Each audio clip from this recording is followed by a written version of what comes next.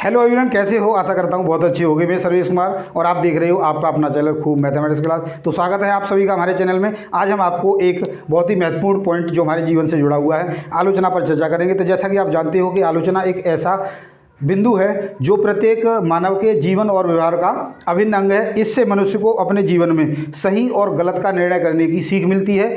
इतिहास गवाह है कि महान से महानतम व्यक्ति की आलोचना हुई है और उन्होंने इस आलोचना से अपनी गलतियों को सुधारा है और अपने को निखारा है।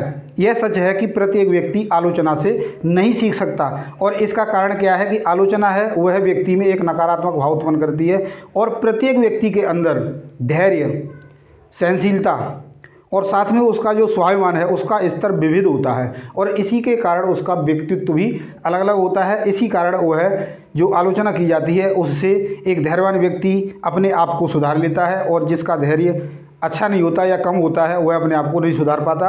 आपने सुना है, आप जानते हो, अमेजॉन कंपनी है, उसके संस्थापक या उसके जो मालिक हैं जेफ बेजोस, उन्होंने कहा कि यदि किसी व्यक्ति को अपने जीवन में सफल बनना है तो 2 पॉइंट बताए उन्होंने कि यदि आप बहुत अच्छी स्थिति में हो तो धैर्यवान रहिए और यदि आप डाउनफॉल आ गया है अर्थात आप सही स्थिति में नहीं हो तो टिके रहिए। यानी दोनों ही जगह उन्होंने धैर्य की बात कही है। तो धैर्यवान व्यक्ति कभी हार नहीं मानता। वैसे ही आप जानते हो कि धैर्य एक ऐसी सवारी है जो अपने सवार को कभी गिरने ही नहीं देती। अब इसी प्रकार से व्यक्तियों का व्यक्तित्व अलग अलग होता है। तो आलोचना भी 2 प्रकार की होती है, एक सकारात्मक या रचनात्मक और दूसरी होती है नकारात्मक। तो दोनों ही प्रकार की जो आलोचनाएं होती हैं उन आलोचनाओं में फ़र्क करके सही और गलत का निर्णय करके हम अपनी गलतियों को सुधार सकते हैं।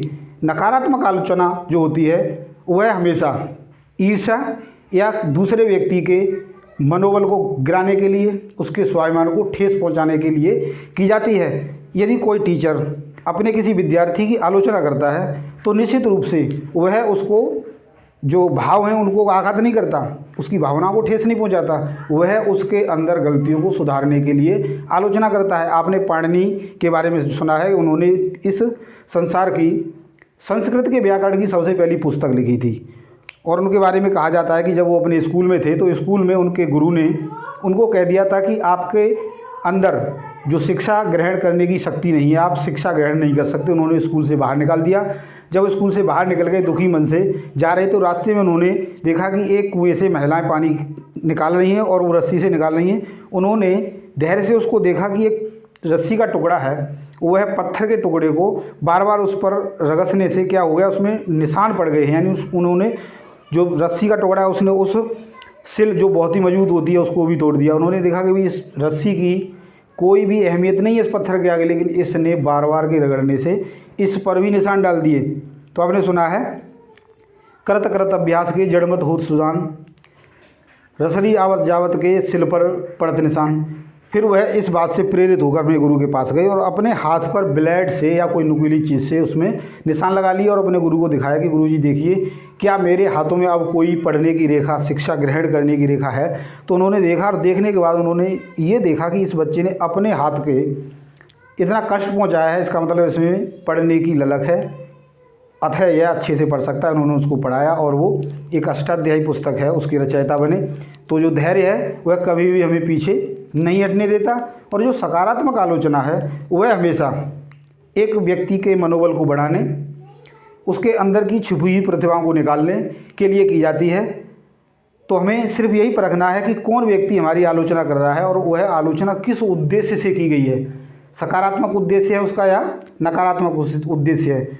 सकारात्मक उद्देश्य अर्थात जो रचनात्मक आलोचना होती है उसमें व्यक्ति की बजाय विषय को प्रधानता दी जाती है, अर्थात व्यक्ति की आलोचना नहीं की जाती, उसकी कार्यशैली की आलोचना की जाती है कि आपने जो कार्य योजना बनाई है उसमें गलतियां हैं, आप में गलतियां नहीं हैं। तो एक सफल व्यक्ति वही है जो सकारात्मक और नकारात्मक आलोचना को पहचान सके और पहचानने के बाद नकारात्मक आलोचना को इग्नोर कर दे, सुने ही नहीं या सुन ले तो उस पर ध्यान ही न दे और सकारात्मक योजना को चयन करके उसमें जो बताया गया है उस पर मनन करके अपनी गलतियों को सुधार कर अपने जीवन के लिए एक बहुत ही मजबूत और कारगर रास्ता तैयार करें। उसी को हम एक बुद्धिमान और सफल व्यक्ति की श्रेणी में रखते हैं।